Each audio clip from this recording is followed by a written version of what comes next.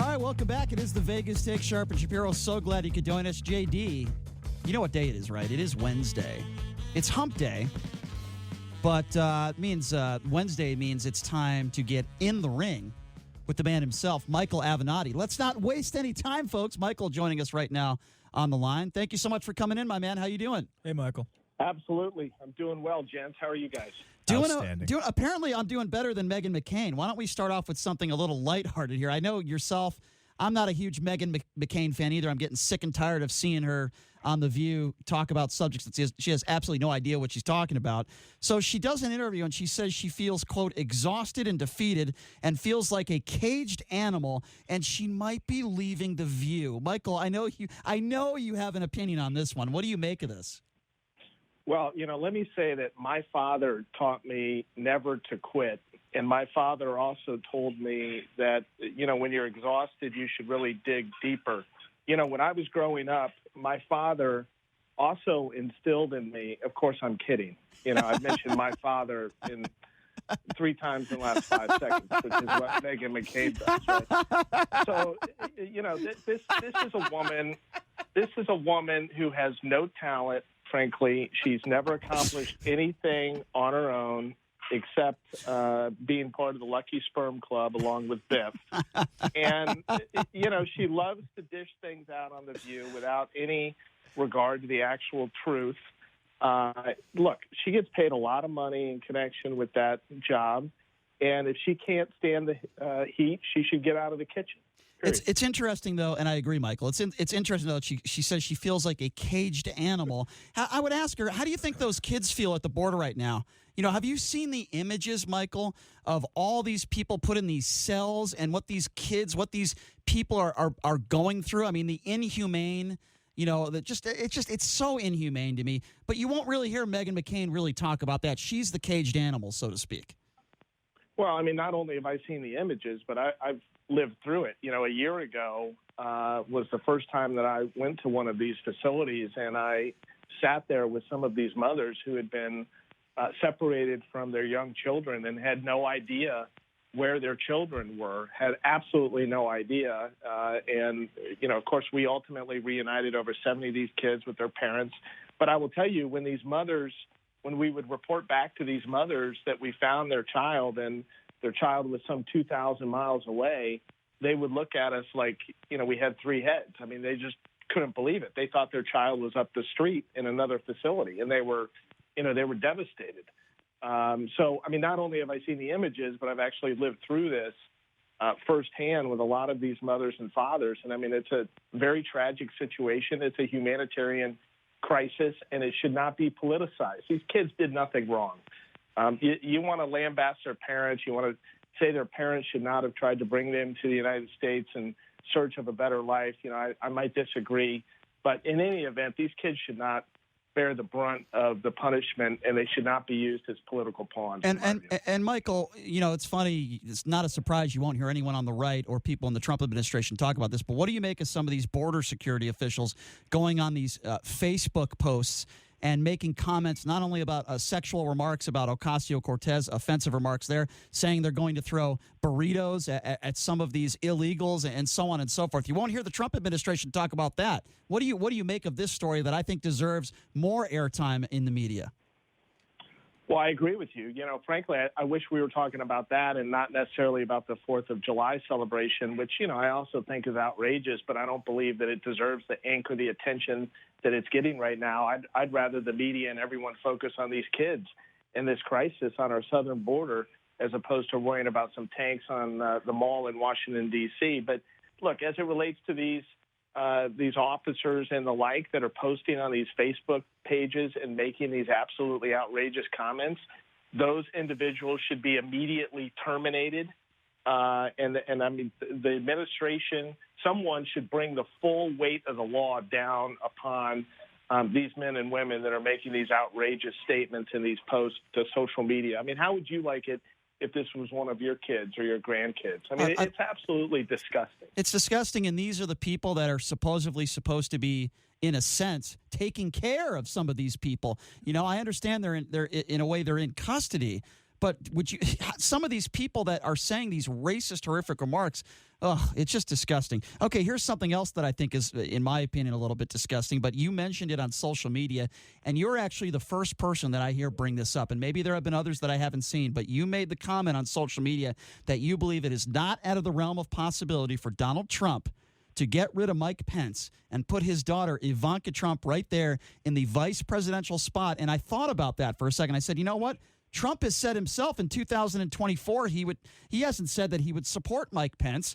And, you know, the fact that Ivanka is taking these trips to the summit and all this other stuff, you make a lot of sense to me, Michael. Talk to me a little bit about why you feel that way. Well, I know this is a little crazy, and, you know, in fact, a couple of friends of mine sent me some text messages after I posted that tweet last night saying, you know, how many drinks have you had before you posted this tweet? But look, you know, I mean, we live in an age of craziness with this president, frankly, and nothing is out of the realm of possibility. And I think there's a decent chance this happens, and I'll tell you why. First of all, you got to understand Donald Trump. Donald Trump, you know, loves the next best thing. He loves the next headline grabber. I mean, that's how he lives his life. That's how he's lived his presidency. Well, he definitely grabs a lot of things. We've learned that from him from the start. I'm sorry. Go ahead. Yeah, absolutely. And you know, so this would be a huge story. It would be in the realm of some of the stunts that he pulled on reality television. So he would love the attention that it would bring. Number one. Number two, he believes that it would assist him in gaining votes from suburban women, right? Because he would be adding a woman to the ticket. Number three, he can trust her at least more than he can, let's say, Nikki Haley or someone of that nature. He's not going to want to put anybody in that position that will challenge him. Number four, the usefulness of Mike Pence to him at this point, compared to 2016, has kind of run its course, right? I mean, he doesn't necessarily need Mike Pence. The evangelicals are already behind him. They've now seen him in office, so he's more of a known quantity. So Pence doesn't deliver as much as he otherwise would. And then lastly, look, there's a reason why Ivanka was put in the position that she was over the last 7 days. That wasn't just a summer vacation for her. That wasn't just, hey, I think I'll take Ivanka with me and we'll have her participate in these photos. There's a reason why she was put in that position. So we need to ask ourselves, well, why is that? Is he going to try to make her Secretary of State? I doubt it. Is he going to try to set her up for 2024? I doubt it. I think there's something more immediate that he has planned for Ivanka. Now, I might be wrong, but that's my belief. He's also going to be mid-70s if he does win in 2020. And Ivanka's not. She's actually a pretty intelligent human being. I think that it is more likely that if Kamala Harris wins the Democratic primary, that Donald Trump decides to bring on Ivanka. Do you agree with that? You know, I don't know if it's contingent upon that, but I have a huge concern that Senator Harris cannot beat Donald Trump, and we can get to that later if you want. But I have a significant concern about whether she's capable of beating Donald Trump, and I'm not talking about in New York or California, right, or some of these other states. I'm talking about the states that are ultimately going to matter. Yeah. And you know, I see a lot of people on social media; they just don't get it. I mean, look, guys, I wish that we could eliminate the Electoral College yesterday, and this could be decided on the popular vote, but. That day is a long way off. The fact of the matter is 2020 is going to be decided in the Electoral College. We all better accept it. And what does that mean? That means that this is a race in 5 or 6 states, period. It just is. Yep. And if you don't win in those 5 or 6 states, you're not going to win the presidency. I want to get back to you saying, you know, you don't believe Harris can beat Donald Trump, but let's get to that at the bottom of the hour. We're going to have David Beatrice on our show, very opinionated, blunt, and honest former Democratic Party chairman who warned the Clinton campaign before 2016 the mistakes that they were making, and he predicted Trump was going to win if she didn't change, and she didn't. So David's going to be joining us a little bit. We'll dive deeper into that. But in regards to Kamala Harris, I do want to bring this up, Michael, okay? Biff, also known as Donald Trump Jr., retweets a tweet. Someone basically saying that Kamala Harris isn't black enough. I mean, I'm kind of paraphrasing, but that's what the tweet said. It was a blatant racist tweet talking about Kamala Harris and her ethnicity. And what does Don Jr. do? He retweets it and he goes, wow, is this true? Then a couple hours later, it's deleted, and he doesn't have advisors, but his people say, "Oh, it was just a misunderstanding." I mean, I'm sure you have an opinion when it comes to this, because I certainly have talked about it. It's an unbelievably racist act by Biff. There's no question. It's racist. It's vile. You know, the apple does not fall far from the tree. I mean, it harkens back to the birthism nonsense of his father, who's now our president. So there's no question that he intended to do it. It wasn't some misunderstanding by any stretch of the imagination. It has no place in American politics. And the president's son, for him to tweet this or latch onto it or try to pontificate about it, further it, it's absolutely outrageous. But look, I mean, this is a warm-up lap, guys, compared to what we're going to see in 2020 from Donald Trump and those around him. You know, you can say a lot of things about this president, and I have, and I will.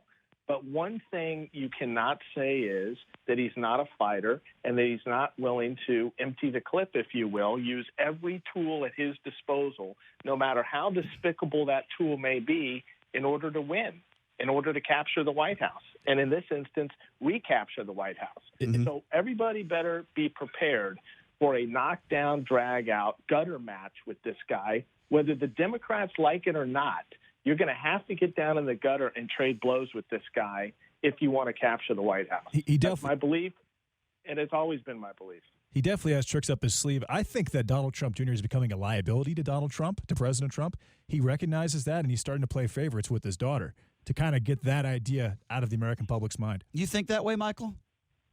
Well, I mean, you know, it was rumored that Donald Trump had said on repeated occasions that that Biff had the worst judgment of anyone he's ever met in the world, and that may be the only instance that I've ever agreed with the president on, because I, too, believe that he has absolutely terrible judgment. And, you know, look, of the three, well, actually there's more than three, but of all of them, I mean, I think certainly Ivanka's the most intelligent, although that's not a very high bar. Did you see the video of Ivanka at the summit walking into a conversation with Trudeau and other dignitaries? And it looked to me like Trudeau was annoyed, and it kind of looks like he rolls his eyes when she just stumbles into this conversation with these world leaders. I mean, I just thought, again, it was another embarrassing moment. What is she even doing there, number one? And number two, why is she interjecting in that conversation? I have no idea why she was there, although, like I said earlier, I mean, we may find out in the coming days and weeks why she was there in that circumstance. But, you know, you can only imagine what these world leaders – I mean, these are leaders of nations, okay?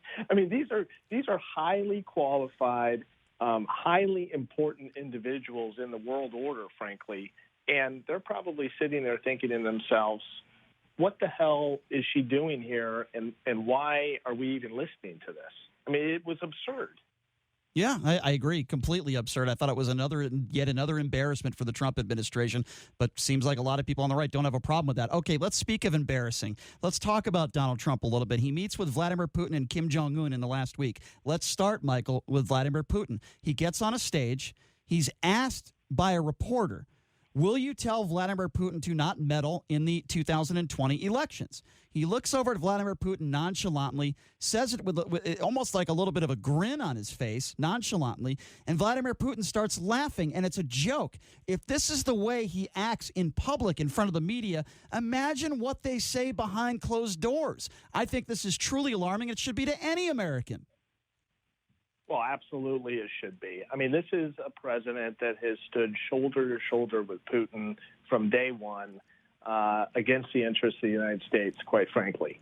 And guess what, gentlemen? He's getting away with it. I mean, and he's becoming more and more emboldened with each passing day and each passing week.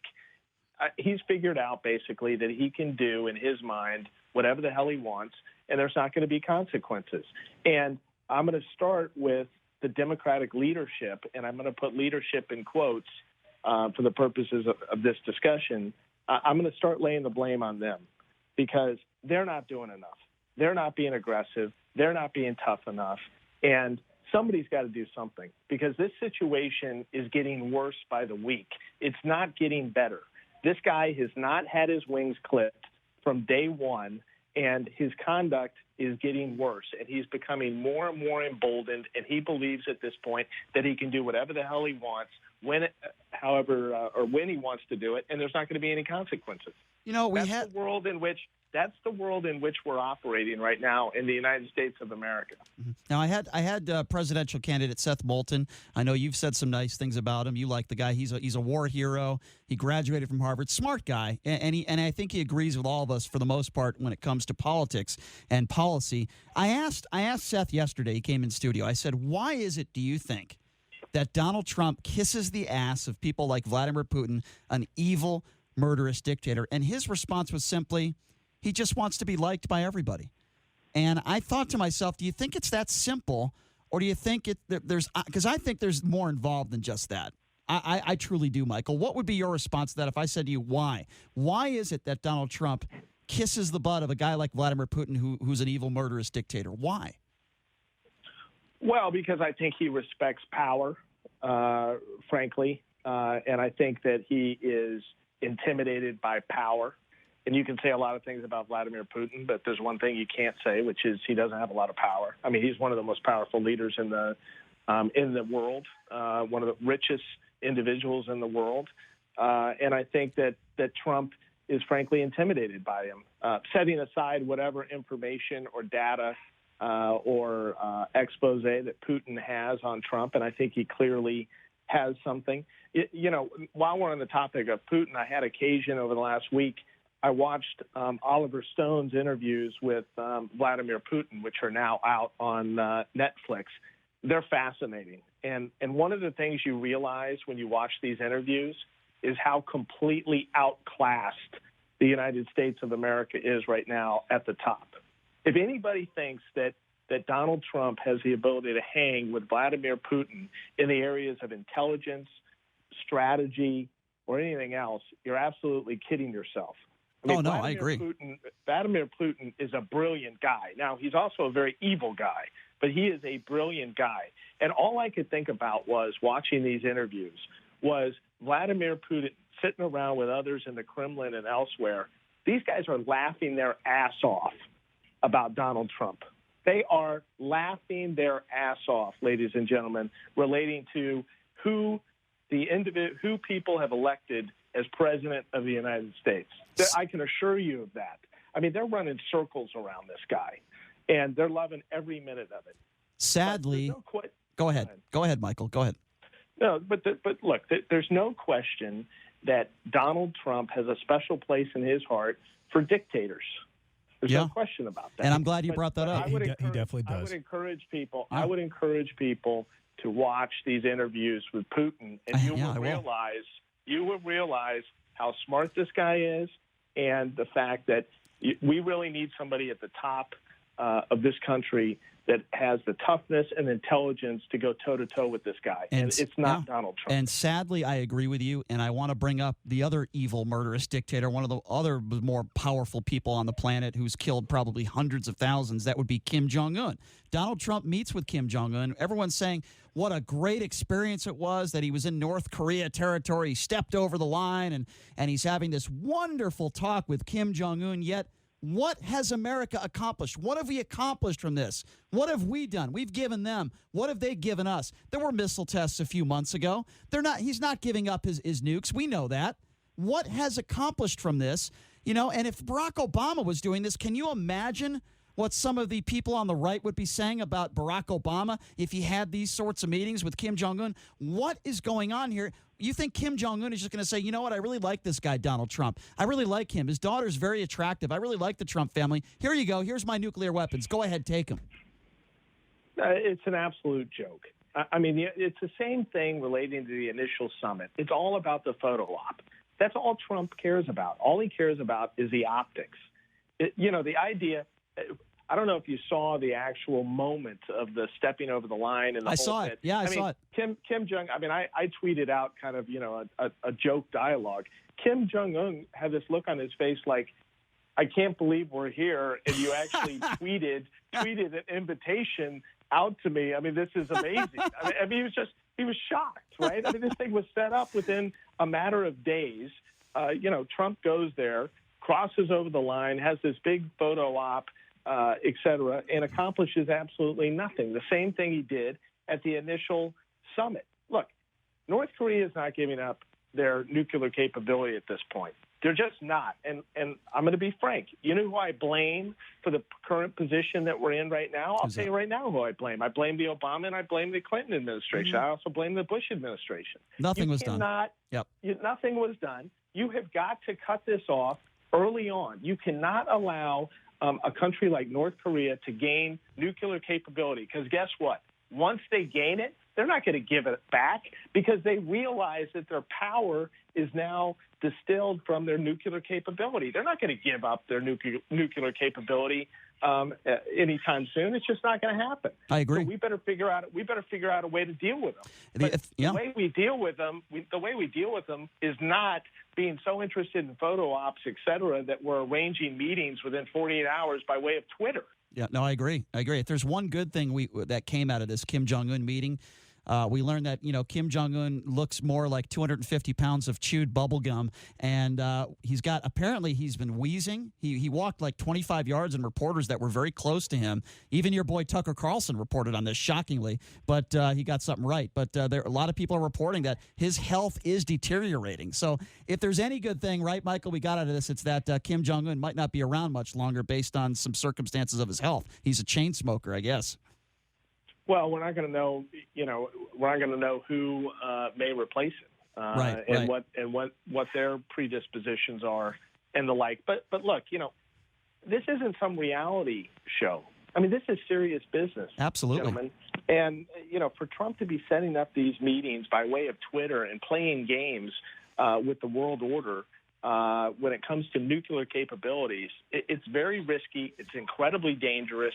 It's outrageous. Mm-hmm. Yeah, no doubt. Michael, before we go to break, here's what I want you to do. I want you to talk a little bit about our next guest that's going to be joining you in the ring next segment. His name is David Beatrice. Give us a little bit of an introduction. What can you tell us, the listeners, about this guy that's going to be joining us here in a few minutes?